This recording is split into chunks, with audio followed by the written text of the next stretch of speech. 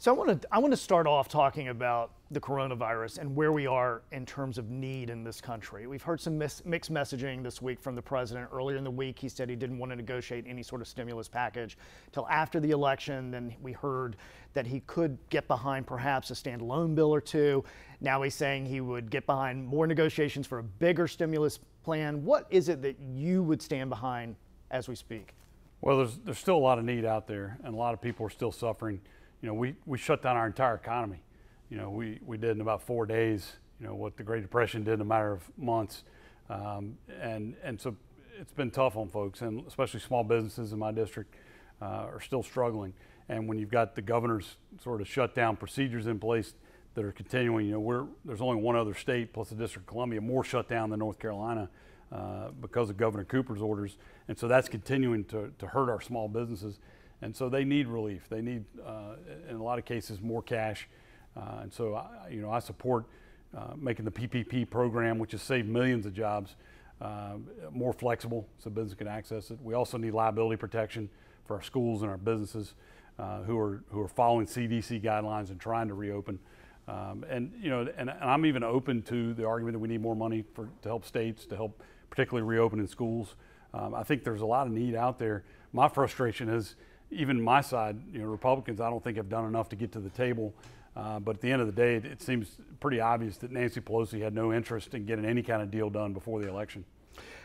The president has said since the debate commission wants to hold a virtual debate this coming week, the 15th, that he'd rather not participate in that. Do you think he should, given the poll numbers now? And he's also said that he does want to participate potentially in a rally this weekend. Should he be doing that given his diagnosis? Well, when you get COVID, the doctors say you should quarantine for 10 days, and that 10-day period will be up by the time of the debate. So it's really, you kind of scratch your head. Why would the debate commission unilaterally, without even discussing with the campaigns, decide the next one's going to be virtual? I happen to think they're probably doing it to protect Joe Biden. But I think debates, any new debates, will be good for the president. But a virtual debate, to me, seems like a joke. I mean, the whole idea of a debate, the confrontation, the being in the same room, you know, if Joe Biden can't stand up to that, how's he going to stand up to being president? The way the president may have gotten COVID-19 or additional people within the White House during a Rose Garden ceremony when it came to announcing the nominee for the Supreme Court. Your wife, Renee, is a staffer at the White House. She has a pretty prominent role at the White House. Was she at that event? Has she been tested, and how's she doing? Well, I'm really proud of my wife, Renee. She's a deputy assistant to the president, and until recently was chief of staff to Kellyanne Conway, the counselor to the president. And she's very involved in policy. She's very involved with the White House task force on the coronavirus. She was very involved in the work that the president's done on dealing with the opioids crisis. So I'm very proud of her and the work she does. She was not in the Rose Garden for that ceremony. She has been tested since a number of times, and I've been tested as well recently. I've had a number of tests, most recently last Saturday, and they were all negative. So looks like we're in the clear at this point. When it comes to mask wearing, we get mixed messages from the White House and the coronavirus task force. Where do you stand with that? Well, we do get mixed messages. There's mixed science. There's actually a CDC report on their website that says masks make it more likely you're going to catch coronavirus. So I mean, if you're trying to follow the science, it's tough. And so I think you should err on the side of wearing masks. I think we should err on the side of being careful. I certainly wear a mask when I can't social distance like we're doing now. And I would encourage folks out there to continue to wear your mask when you can't social distance and you're not at home. If you're out and about, you ought to be wearing a mask. You ought to be washing your hands. You ought to be following all the guidelines. It's hard to say what the exact science is. We're learning more and more about this virus every day, but I would say err on the side of being cautious. You've been on record, of course, criticizing the Affordable Care Act. You've voted to overturn it multiple times. And if we do get this new judge on the Supreme Court, it looks like it could possibly be overturned. Do you have concerns, though, when it comes to folks who have pre-existing conditions to be able to continue to have coverage? And how would you address that? Well, this whole argument that pre-existing conditions are going to go away is a complete red herring. It's completely made up by the Democrats to try to help them in the election. They used the exact same play 2 years ago where they tried to attack Republicans by making up this issue that we're against pre-existing conditions or we won't protect people with pre-existing conditions. But we've all been on record that Republicans and Democrats, that we want to continue protections for people with pre-existing conditions. President Trump even issued an executive order saying, going forward, the policy of this government is that we will protect people with pre-existing conditions. The only disagreement is, how do you get there? The Democrats say you need a one-size-fits-all government health care where they tell you who your doctor is, they tell you what procedures you can get, they tell you what it's going to cost. Whereas Republicans, we think there ought to be a marketplace where you have choices, where you can get the health care you and your family need at a price you can afford. We can do that, but still protect pre-existing conditions. We're all committed to that. And so it's a false issue that they've created for this campaign to try to scare people to get them to vote Democrat. Fort Bragg, in your district, housing, a very big issue within national news for years now. Real problem. What have you done so far to help solve this issue, and what are your plans to continue to do so? Well, it's a big issue for us, and I'm Fort Bragg's congressman, so I take this very seriously. And when I first started learning about problems with the housing in Fort Bragg, we jumped into action. And initially, it was trying to make sure that individuals got their situations taken care of.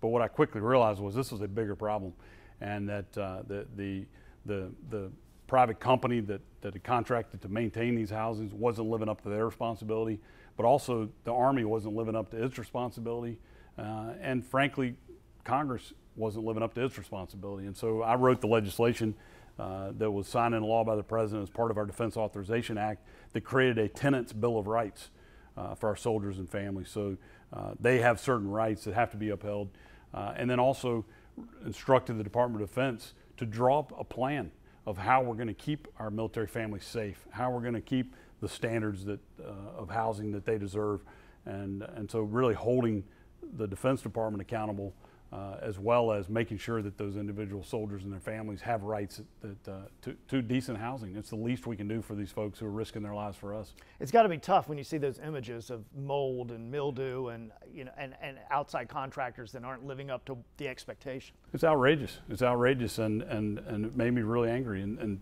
that's why we're not going to stand for it. We're going to make sure that our soldiers and their families have decent housing, so when those soldiers are deployed, they're not having to worry about their family back home and the type of conditions they're living in. You've co-sponsored a bill that would allow certain firefighters and EMS workers or volunteers who would not be able to tap into the state's pension fund to be able to do so. Tell me more about that, and tell you why you think that's important. Well, I think it is important. Our volunteer fire department folks and our volunteer EMS folks ought to have access to the pension funds that the state offers. Certainly they've got to buy into them, but they ought to have that same access as far as I'm concerned, because they're out there risking their lives every day, just like our municipal fire and rescue folks. And so I just think it's an issue of fairness. I want to talk about the census for a minute. It's sort of up in the air and in the courts right now as to when the census ends, but no one will argue that it's important to get the right number in North Carolina due to funding, and we may get another congressional seat. What would you say to North Carolinians who haven't filled it out yet about the importance of making sure they do, so that we can get federal funding that we're due? No, it's absolutely critical that everyone fill out their census form, answer the survey. You can do it online. It is critical that we get an accurate count, because as you say, we have potentially one, maybe even two new congressional districts that North Carolina could get. That means a lot more representation in Congress. But we also determine a lot of federal funding based on population. And so that means that we're entitled to some resources that we may not get if we don't count everybody. So I would just encourage everybody out there, either turn in those census cards or go online and fill out your census forms. We've got the fourth big hurricane heading right now to Louisiana and Texas border. When it comes to climate change, do you believe that humans at this point have something to do with global warming and climate change? Well, of course humans have an impact on the climate, and I agree that we have a responsibility as stewards of our environment to leave this earth better than we found it, and that's why I support using innovation and technology to reduce emissions, and we've made great progress in this country. My opponent and the Democrats say that the only way to protect the environment is to shut down our economy, to stop using fossil fuels, to stop using cars, stop using airplanes, and I think even cows are in danger if you look at what the Green New Deal is proposing. What the Republican position is, let's use innovation and technology to reduce emissions, to reduce our impact on our environment. And if you look at what's happened over the last 20 years, the United States has reduced emissions more than the next 12 best countries in the world combined. And it's through fracking, it's through horizontal drilling, it's through technology that's allowed us to use natural gas to replace coal in a lot of examples. And so, whether it's reducing the carbon footprint of coal, we can have clean coal technology where we are able to create American jobs right here, but protect our environment. Whether it's innovations that take carbon out of smokestacks, for example, of factories, or out of tailpipes of cars. These are all things that are being worked on right now in laboratories all over this country. Those are the types of things we ought to be doing, because we don't need to cripple this economy in order to reach our goal of less emissions. What's your position on oil drilling off the coast of North Carolina? I'm in favor of it because you look at a country like Norway. Norway's number one industry is offshore drilling. Number two is fishing, and number three is tourism. They've been able to do all three for decades and do it safely. And so, we had the event in the Gulf several years ago that got a lot of attention, rightly so, where you had a big oil spill.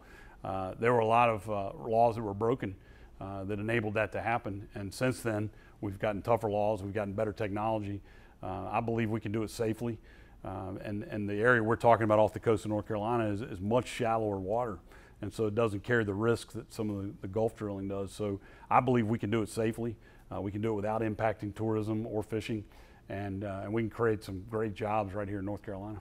Do you believe that there are inequalities in criminal justice? And if so, do you think that we need to regroup and look at ways to balance this out? Well, what happened to George Floyd really had an impact on me personally, and I think it had a great impact on this country. As George Floyd's daughter said, my daddy changed everything. And we had a moment in this country where every American was united in the purpose of saying what happened to George Floyd was wrong, and I don't ever want to see it happen again.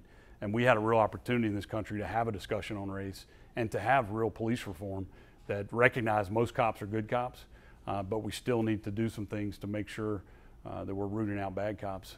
Unfortunately, the Democrats in Washington had no interest in getting a bill done. They wouldn't even allow Republican amendments. For example, one of the things the Democrat bill did was made lynching a federal crime. We agree with that completely, but their penalty was a couple years in prison. So we offered an amendment that said death penalty for lynching. They rejected that, said it was too barbaric, and we said, okay, let's make it life in prison. They rejected that amendment because they didn't want any Republican amendments. They didn't want any real working together.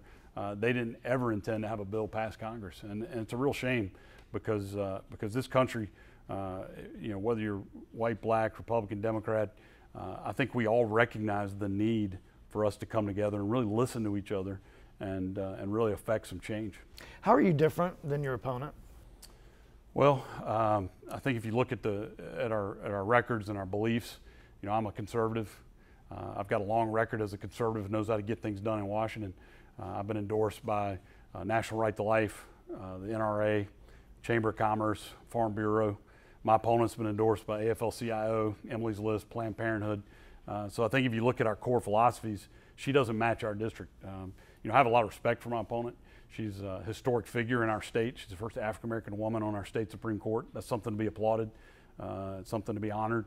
But if you look at her service on our court, she's maybe the most liberal justice to ever serve on our court. And she's done things like said that sex offenders who are convicted shouldn't have to wear ankle bracelets because it might cause them shame. I think most people in our district wouldn't agree with that belief. Your district looks a little different than the last election. You've lost Rowan County. Is it tougher this go around, do you think? Well, it's always tough when you've got to introduce yourself to new folks. But I love this opportunity, and I've really enjoyed getting to know people in Harnett and Lee County. And I think they share my values, and I think we're going to do very well in this election because of it. My opponent's got lots of money coming in from out of state. She's raised almost no money here. It's all come from Nancy Pelosi's fundraising list. And so it's a real campaign because of that. She's able to do a lot of advertising, but end of the day, I think the people are going to recognize that my values more closely aligned to theirs, and we'll be okay. Richard Hudson, thanks so much for your time. Thank you.